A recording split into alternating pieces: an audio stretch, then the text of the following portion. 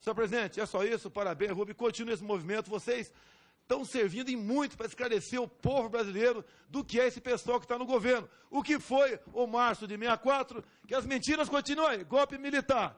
Quem caçou o João Goulart foi o Congresso, no dia 2 de abril de 64. Insiste em falar em golpe militar. Mentirosos! O que o pessoal do PCdoB foi fazer no Araguaia? Foi lá pescar lambari, caçar rolinha? Não.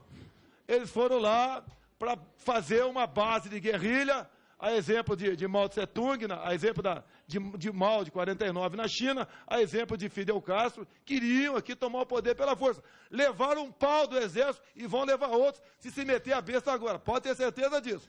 Eu não tenho medo dos viúvos da ditadura. Eu não tenho medo. Eu enfrentei, consegui sair viva. Por favor, minha palavra. Eu não tenho medo daqueles que se frustraram quando o Brasil voltou a votar, quando o Brasil desabrochou, porque apesar de vocês, o Brasil vive outro dia. Apesar de vocês, que sim, roubaram, sem Ministério Público, sem Polícia Federal livre, e eu quero inclusive separar as gerações, vocês que meteram a mão da soberania nacional, Projeto Civan, CPI da NEC, discussão da pasta rosa, todo o processo de roubo da Previdência Social, tudo na ditadura, e essa juventude não sabe. Porque não tinha imprensa livre. E quem falasse poderia morrer, poderia ser torturado aos estertores nos porões da ditadura. É por isso que eu digo aqui, quando este movimento vem a essa casa, para dizer que aqueles que pedem março de 64, como o último deputado que aqui falou, que por sinal é quanto mais intimidador nessa casa, está pagando multa, vai recorrer, mas foi condenado a pagar multa, porque disse a deputada Maria do Rosário que ela não merecia ser estuprada, ou seja, alguma mulher merece.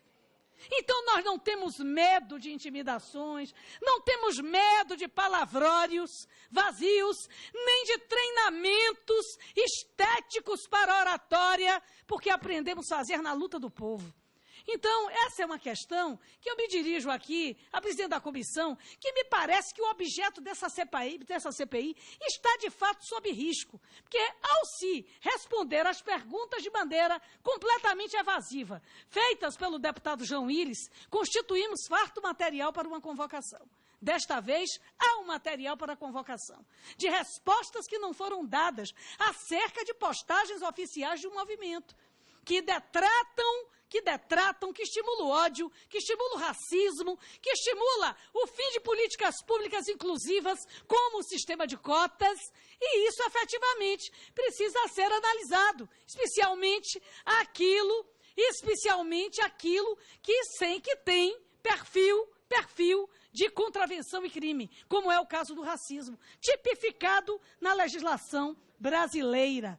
Tipificado como crime, a Lei Afonso Arinos, por sinal, há muito tempo o fez. Então, eu quero dizer que nós não temos medo de intimidação. A caracterização individual com palavras pérfidas, ofensivas, essa precisa ser combatida nas redes e nas ruas, e nos microfones desta casa em especial. Quem diz que é cunha até cassação de uma presidenta eleita sem fato certo e determinado é golpista.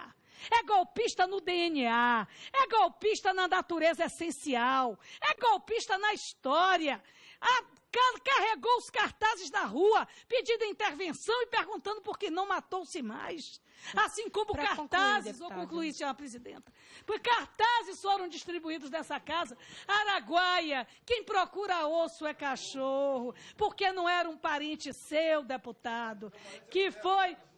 E eram honestos e trabalhadores, e eram sérios, honestos, médicos, estudantes, professores, intelectuais, que tiveram que sair para não serem mortos nas cidades. E diga-se de passagem, já está tipificado o crime. Então, necessariamente, é fundamental dizer que intimidação não cola. E não me pareceu uma ação intimidatória do deputado João Willis contra o senhor Rubens ao solicitar que o movimento aqui viesse. E sim, a constatação de posts que assacam contra infelizmente, contra determinações legais como a igualdade racial no Brasil, tá certo? E contra pessoas individualmente, como o caso dele que evocou para si uma série de ofensas que foram feitas e aqui repetidas e reverberadas por aquele que veio parabenizar-lhe. Então, nesse sentido, é que nós estamos fazendo a CPI, para que nós usemos a net livremente, usemos as redes livremente, mas possamos reconhecer que vivemos em um país plural, em um país em que se pode defender as opiniões, em que eu posso ser comunista, porque defendo os comuns, porque defendo que as pessoas valham pelo que são e não pelo que têm.